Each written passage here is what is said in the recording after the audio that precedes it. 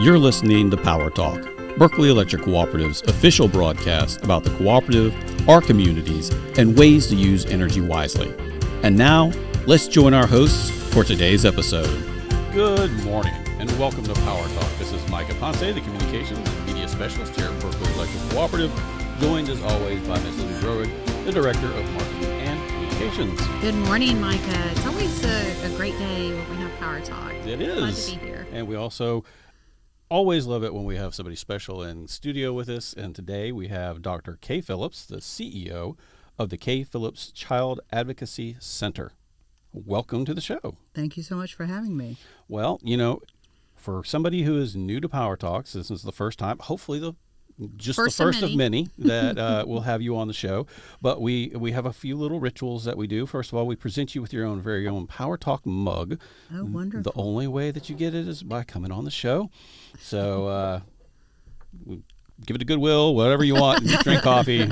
Yeah. I love it. Water, Thank you. It's a nice deep cup. I like that. Yeah. Thank you. Well, the other part is when we have somebody new to the show, we like to try to have them share a little bit about their background, how they ended up with us here today on Power Talk.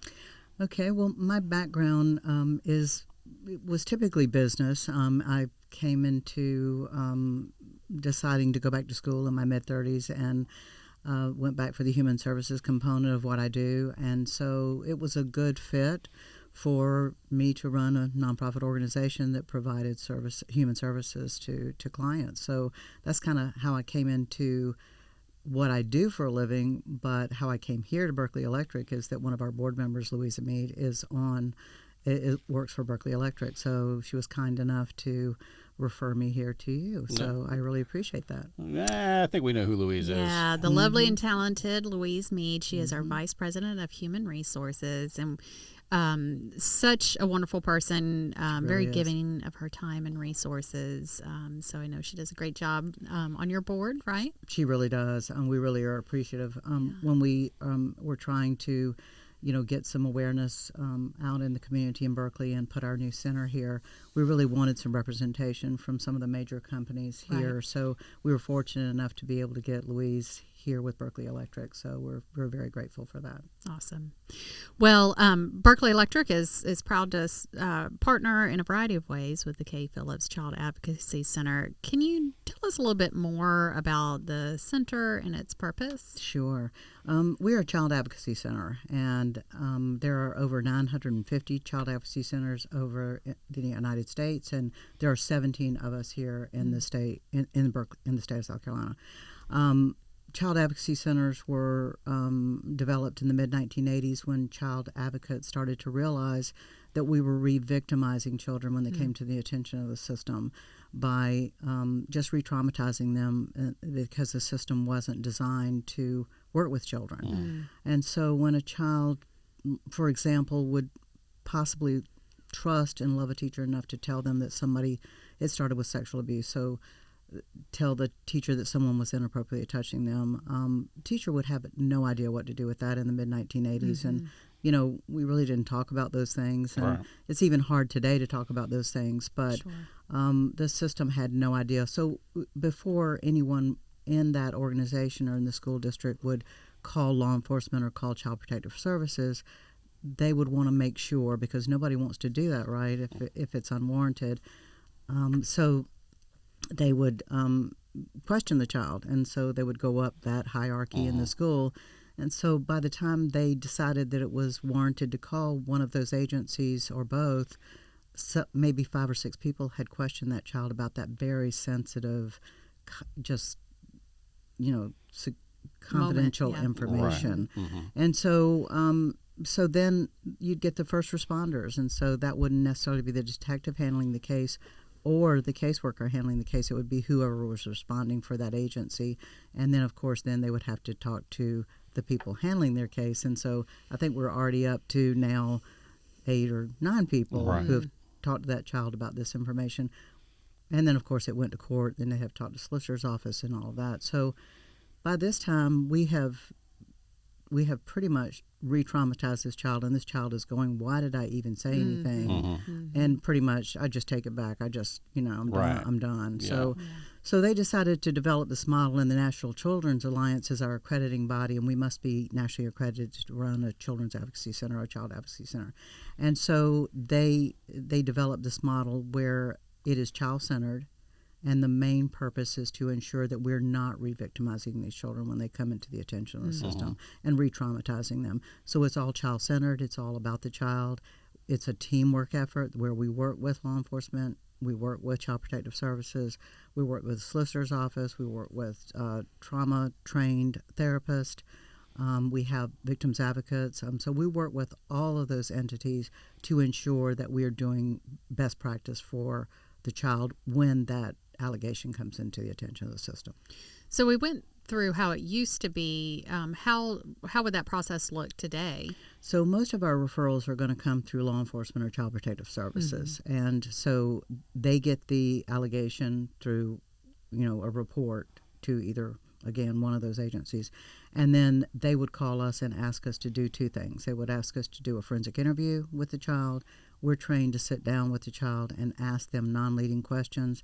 We follow a nationally accepted protocol, and we'll start from zero of building child rapport with the child, and then on into asking about body anatomy, so that we get a language that everybody understands that the child is referring to, and then we go into abuse scenario, and again, we're trained to ask non-leading questions so that we're not putting anything into the child's mind. We only want to understand what they've experienced. And then the medical universities, they're providing the forensic medical exams, and they're, of course, treating any injuries and gathering evidence, physical evidence, whereas ours in the forensic interview is testimonial evidence. We are videoing those interviews so they can go to court. If the child is 12 and under, they can come into court. The video can come in. Wow. I mean, and I think it's important to point out, like you said, that there's already a stigma associated with this whole scenario. So making the child comfortable and feeling safe enough to be able to come forward, I think is critically important. I mean, left untreated. I mean, I guess. Obviously, we know if they're not taken out of the situation, we know that there's going to be long and lasting effects. But even when they go into the treatment and everything, what are some of the long-term effects on children who have gone through this type of scenario? Well, children are resilient. I mean, if they get the proper treatment, and we're trauma trained to provide trauma treatment. So that's the third thing that we're going to be asked to do is, if we find that this child has had a traumatic experience and they are experiencing trauma symptoms, then we're going to do that trauma screening to see where those symptoms lie and where they are on that trauma level. And then we will provide trauma treatment with the child. If we can't provide it, then we'll refer out to the Department of Mental Health or someone that also offers the same type of trauma treatment. But if they don't receive treatment, if children do not receive treatment for trauma, they're going to have to try to cope some way, right, with what they don't understand and what they're feeling. And those feelings are going to run the gamut. Every child is different. It's just like if we were here today to experience a traumatic event, like we see so much in the public right now with shootings or whatever. Everybody would react differently, right? Well, children are no different. Yeah. They're all going to react differently. Some of them might take that inward, and it may fall into depression and anxiety and all of those things, which will manifest themselves in their daily lives. Right. Some would maybe respond with, anger, and so get into trouble and start getting into trouble. Some will cope with maybe alcohol and drugs, just trying to feel better about what they don't understand. And so there's long-term consequences for untreated child abuse. And there's a study called the ACEs study. I don't know if you're familiar with it, the Adverse Childhood Experiences Study. And it was conducted by the CDC. It's the longest ongoing study between the correlation of childhood maltreatment and adult health and well-being. And it found that there are just long-term effects with children going into adulthood that that do not receive proper treatment, and that they could end up in DJJ, the Department of Juvenile Justice, criminality, drugs, alcohol, sexual promiscuity, just a lot of different maladies that they can experience because they don't know how to deal with what's happened to them. They don't know how to deal with the feelings. And then, of course, there's a lot of shame and blame that they put on themselves when that is the wrong place to put it, of course. Yeah. No child is ever to be blamed for anything that happens to them from an adult. So. Right. Wow. Well, Dr. Phillips, I want to talk a little bit more about the programs and the prevention work that the center does. But, Berkeley Electric, despite its name, we serve portions of the Tri-County, not just Berkeley County. And the same can be said for the center. You are recently have a location in Moncks Corner, but you serve beyond just Berkeley County into Dorchester County. Can you tell us a little bit about, your different locations and the physical structures and whatnot? Sure. There are 17 child advocacy centers in the state. So we serve all of Dorchester, and we serve all of Berkeley except Daniel Allen. Okay. So we don't serve Daniel Allen. There's another children's advocacy center in downtown Charleston, and they have a second location in Mount Pleasant. Okay. So they would serve Daniel Allen. We try to make it to where children don't have to travel any more than 30 minutes to a center. So we're so grateful that we had this center in Somerville since 2004, and we've served Berkeley counties from day one, but we started seeing more Berkeley County children from about 2012 on. So we knew we needed a location here, but of course funding's always an issue. And then we were fortunate enough several years ago to be able to have True Homes contact us, and they said that when they become profitable in an area, they like to give back to a child serving organization that they choose. And they chose us, and we are just so grateful. They built us the equivalent of a 5-bedroom home. And so we have 4,300 square feet. We're getting ready to expand that another 6,000, so we'll have a little over 10,000 square feet there. And the Cumbie family gave us the land, and so we're debt-free in there, and we've always been a debt-free organization. And so that's crucial because all of our funding now can go to providers of direct services. Wow. And running that organization and paying for the facilities, of course. So we're just grateful to have that second location here in Moncks Corner now. That also will help us reach the more rural areas of Berkeley County that we know that we probably were missing because I don't know if you've noticed, but this traffic is really bad. It is. And even though we're 18 miles away from each center, that 18 miles is probably a 45-minute to an hour drive from center to center in heavy drive times. Yeah. So you mentioned the traffic, and the whole state of South Carolina is growing very, very quickly, but especially the Lowcountry. What is that doing to your caseload? Are you seeing more cases just by virtue of more people? How is that affecting you guys? Yeah, we definitely are. I think that we as an industry have done a lot to bring about awareness about child abuse. I think we're doing better than we used to. And so I think that's increasing the numbers, of course. People are more aware of the resources. And then, of course, the growth. Berkeley County is, second fastest growing county in the state, I think, and then one of the fastest in the country, I think. Dorchester's, I think, sixth in the state as far as fastest growing counties. And so the growth is just exponential. So we're trying to meet that need as well, which is why we need the extra space that we're building on in Berkeley. We have 16,000 square feet in Dorchester, but we don't need to move our intake department because that's all by phone. Right. And they can schedule at Berkeley and do schedule at Berkeley just like we schedule at Dorchester. And then admin, we don't need to move our grant funding and our bookkeeping and our HR. We don't need to move all of that. So, so we don't need as much space here to provide the full array of our services. So we're excited about that. We're right now in the permitting process of moving our parking lot.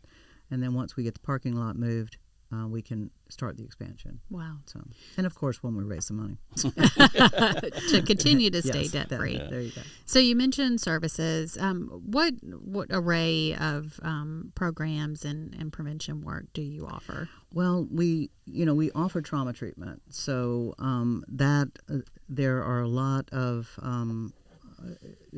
programs that we do offer that are peripheral to trauma treatment as well. So TFCBT is the number one go-to for treating children with trauma. So this trauma-focused cognitive behavioral therapy, and then we also have cognitive processing therapy as well, where we can use with children 15 and up. And that was developed by the Veterans Administration to treat returning war veterans for PTSD. And the good thing about that one is that they don't have to necessarily go back to the event or the trauma. They can just talk about and deal with and try to work on what the trauma has caused. The maybe some intrusive thoughts or maybe some negative thoughts about themselves, things like that, and just work on those things. And whereas TFCBT, you do go back, but they're both very, very effective treatments, and we just get tremendous success. Not just us, but everybody that uses it gets tremendous success from it. We also people don't really realize that sexual abuse is pretty prevalent with children having sexual abuse on other children. So that is something that people kind of don't realize as much, but that's there's a high percentage of that, and so we treat sexual behavior problems in children as well, and that's critical. Wow. Because those children, if they're not treated, definitely could end up in the juvenile justice system, no question, because they're getting. And we have 3 groups. We have the little CHIRPS group, the preschool group, and that's when children are acting out, sexual behaviors above their developmental level, and the parents aren't able to, to stop that. So then we will see them and help extinguish those behaviors. The middle school group is 7 to 12, and those children are typically getting in trouble at school for sexual behavior problems, and so we can treat. That's about a 4 to 6 month program at our center. And then the adolescent 13 to 17, that's a year-long program at our center after hours, and those children have again gotten in trouble with the law for these behaviors typically, and if they successfully complete that program, there's only a 2 to 3% recidivism rate on the school age, and 5 to 6% recidivism rate on the adolescent, which is huge in research, because that means that adolescent 95% of the time they're not going to reoffend, and school age 98% of the time they're not going to reoffend. So that's huge for them, and that's huge for less victims, of course. Yeah. So for children in this situation, is it because they have experienced this trauma or another cause? Sometimes we just don't know. Sometimes it's just impulse control problems. Sure. Sometimes it's because they have had experiences, sexual abuse experiences themselves. Sometimes it may be that they've just seen inappropriate material, either in the home or on social media or on the internet. Technology, yes, wide open door now. Right. So sometimes we just don't know. Yeah. But if it does exist, it's going to cause them lifelong problems if they don't get treatment. And if they do, then of course that's going to change the trajectory of their lives to the positive. So we're really happy about being able to offer that. We also have work in the human trafficking realm. We treat victims of human trafficking or those children who may be at risk for human trafficking because they're running away and getting into trouble and drugs and things like that. So we do that. We do a lot of psychoeducation. We do caregiver support groups. We do a lot of prevention. Our goal is to make our prevention department our biggest department, just simply because if we can prevent it, you're going to save a lot on the back end. Right. We really, as a society, should be putting more money on the front end than we're putting on the back end, because eventually we're going to be able to lower the money we're putting on the back end if we would start putting that money on the front end. So that's our goal, is to just make our prevention department just huge. And we have adult prevention trainings as well as child trainings. It's not a child's job to protect themselves from child abuse, but they definitely need to be armed with proper information, like what's an okay touch and what's a not okay touch. Right. Because someone who basically is wanting to mistreat a child sexually definitely is going to be telling them things that are not true. And of course, then who to tell, who are safe people to tell in the home, who are safe people to tell out of the home. Just arming them with proper names for body parts so they're not misunderstood when they tell somebody something by using a silly name for a body part. So we just need to make sure they're armed. We also want to do teen safety matters, online safety. What are red flags for healthy relationships or non-healthy relationships in dating? Those things. Just sometimes kids haven't seen a healthy relationship, and so they need to know what those red flags are so they don't fall into those type of relationships. So we do a lot of prevention and then a lot of treatment. I have a 10-year-old son. He's going to be 11 later this month, but he has a wonderful pediatrician. We live in Goose Creek, Dr. Stadolski, if he's listening. But every time we go in for the well child check, he reminds my son, only mom and dad should see your private areas and the doctor. And okay, now I need to look. Is it okay if I check that out, make sure everything's healthy? And so I've always really appreciated the awareness that he's bringing to that and the prevention.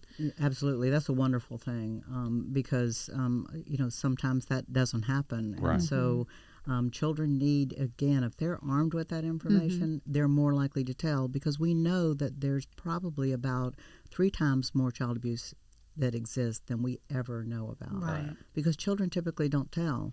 And I think we can all understand that. It's embarrassing. They're maybe scared to tell. Maybe authority figures. Maybe they've been threatened in some way to be taken away from the home, or that the person would get fired, or whatever they're telling the child, and then the child is less likely to tell. So, and of course, it's very sensitive information. Nobody really wants to tell those things. Right. So, all this, great work that y'all are doing obviously takes funding. As a nonprofit, fundraisers are important to helping you achieve your mission. So, what fundraising events do y'all have coming up in the next year? Well, we have 3 fundraising events that we provide from our center. Excuse me. Sometimes other people will do fundraisers for us, but we provide 3. We have a gala that's excuse me. We have a gala that's always the last Saturday in August, unless it falls in Labor Day weekend, and we back it up 1 week. And that's for Dorchester and Berkeley County together to come together at the Hilton Garden Inn. And then we have a golf tournament in Dorchester County the first Monday in May always. And we used to have a golf tournament in Berkeley, but we changed it to a fishing tournament. So last year was our first fishing tournament in Berkeley, and this year is our second. And that's in October this year. Let me see if I wrote that date down. Maybe October 23rd. Yes, I did. So we're having the fishing tournament. So if anybody's listening that fishes, we'd love for you to join in, because we think it was really successful last year, and we think but we did inadvertently schedule against another tournament. We didn't realize it. So there's a lot of fishing tournaments down this way. So we're hoping this year not to make that mistake and have it bigger and better this year. So. Yeah, I was about to say, fishing is definitely a good bet here in Berkeley County. I know. We've had a few fishing tournaments, employee fishing tournaments. We hosted one not too long ago for some veterans. So, yeah, we've got the lakes, we got the river. Yeah. Good bet. Yeah, it's a good day anytime you're on the water. And that new mega dock, y'all are. I know. Underway, yeah. Well, we got 2. We've got the one that they're doing on the river. They're redoing the river. And then the one on the lake, the mega dock. So we're making big strides here. We're real excited about seeing that, because that's where I think we're gonna launch from there. So okay, that's terrific. Well, Dr. Phillips, what are some other ways to help? Well, we because of confidentiality, we really don't have many volunteer opportunities, but we do have. we do provide efforts to help kids at Christmas time, of course. We do a toy drive. We helped almost 400 children this year. Wow. You know, a lot of children maybe being raised by grandparents or single family homes or aunts or uncles or things like that. And so we do that Christmas drive. We do a kids school closet all the time, and we especially do the drive right before school starts. But then we have school supplies all year long. Kids hygiene closet, we keep hygiene products there all the time. Same thing. And I think a lot of people forget about the hygiene products. You know, especially we do a lot of back to school activities, and we all think about the crayons and the glue sticks, but we forget about our little bit older kiddos in middle school, and they may not know, you know, that their body's changing and how to address that. So toiletries are a huge thing. They really are, and they're expensive. Yeah. So we keep them all year long for children, and so we provide those. So anybody that wanted to donate those type of tangible items, you know, we would appreciate that. Also, monetary donations, of course. You know, we're a nonprofit organization. We write a lot of grants. But we definitely, you know, rely, I think about 10-12% of our budget. Our budget's a little over $3 million a year. Wow. And about 10% of that comes from donations. And then our events are another about 10%, 10 or 12. So those things help, you know, Right. they really do. Well, I know we've already talked a little bit about, you know, what's next for the K. Phillips Advocacy Center, and y'all have got some exciting expansions and everything going, and we've talked a little bit about the fundraisers, and you said that, you know, I guess that, you know, volunteer, because of confidentiality, is definitely restricts some of that. But I mean, in terms of, you'll have a board. You mentioned that Louise, you know, our own Louise Mead serves on the board. How many opportunities for service, and how would you go about, you know, finding out if there's a board opening, and what's all involved with that? Oh, absolutely. Well, you can go to our website, and our website has all of our information on it. It has our board members on there, how to contact us, how to contact any of us, and about anything. So if you want to know about our programs, you know, you can contact us. You want to know about donating, or if you want to provide board service, then we're always looking for good board members. Definitely, we're full sometimes and can't do it that year, but we definitely keep a running list of people who want to serve on the board. We try to keep half of our board Dorchester and half of our board Berkeley, you know, just to make sure we have representation from both counties. We definitely want more awareness in Dorchester and Berkeley County. But we're newer to Berkeley, so we definitely are trying to. And I don't know if you may have seen our billboards. We did we received some opioid settlement money from Berkeley County government, and we did prevention on that, and so for opioid addiction, and so we had like 10 or 12 billboards around Berkeley County talking about childhood trauma can lead to opioid addiction. Okay. Right. And so we got several calls from that. We were really happy about the effect from that. And so this year we did more billboards too. So you may still see them around. So. Okay. Just for general purposes, I mean, we were talking about, you know, child abuse and everything. What are some of the warning signs for somebody, you know, if you see a child? What are some of the things, I guess, to keep an eye out for? You know, sometimes it's hard to tell, but you know, watching, you know, your child, you know, the school knows your child. The school sees your child more in waking hours than you do, probably.